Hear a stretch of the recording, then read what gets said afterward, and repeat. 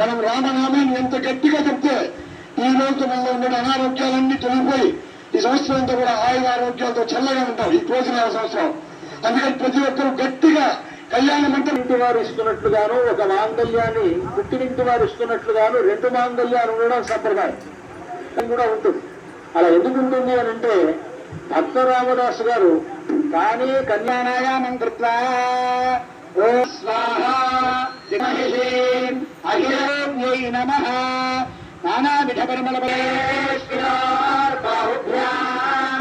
ప్రక్షాళయామి తాంబూలం సమర్పయామి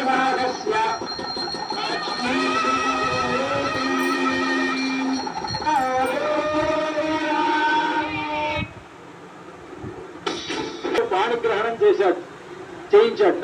చూడండి అంతా కూడా ఇప్పుడు మాంగళ్యం ఒకటి మెట్టినింటి వారి మాంగళ్యం, ఇంకొకటి భక్తుల రక్షణ హేతునా అంటారు.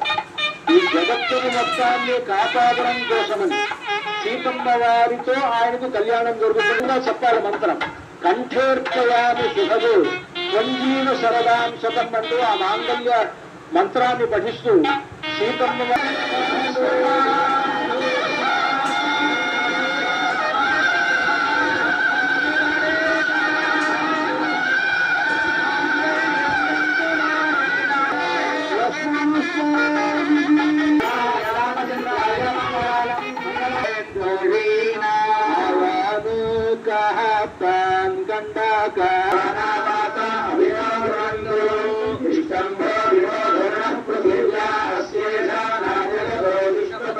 సీతారాముల గురుకళ్యాణ మహా ఈ విధంగా కారణమాయన అయిన తర్వాత తలంబ్రాల వేడుక వివాహ సమయమునందు సీతారాములిద్దరూ ఒకరు తల మీద ఒకరు పోసుకున్నటువంటి తలంబ్రాలు ముత్యాల తలంబ్రాలు కవి. ముత్యాలు తెల్లగా ఉంటాయి.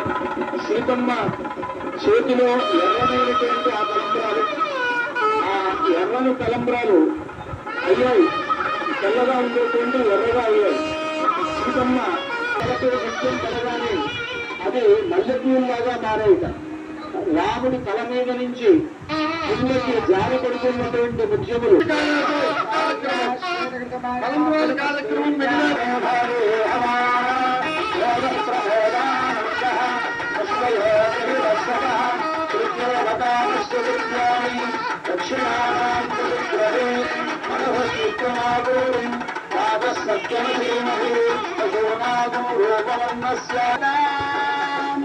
ధర్మో మేఘామస్సమృద్ధ్యతా అసవో మేఘామస్సమృద్ధ్యతా యజ్ఞో మేఘామస్సమృద్ధ్యతా ఓం సామ్రాజ్యం భోజ్యం రాజ్యం వైరాజ్యం సామ్రాజ్యం మహారాజ్యం ఓం శుభంతే రాజావరుణా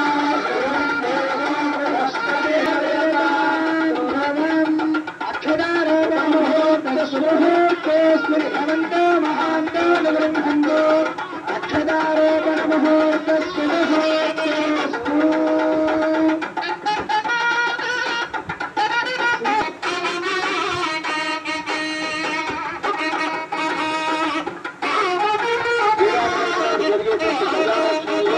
రామదాసు గారు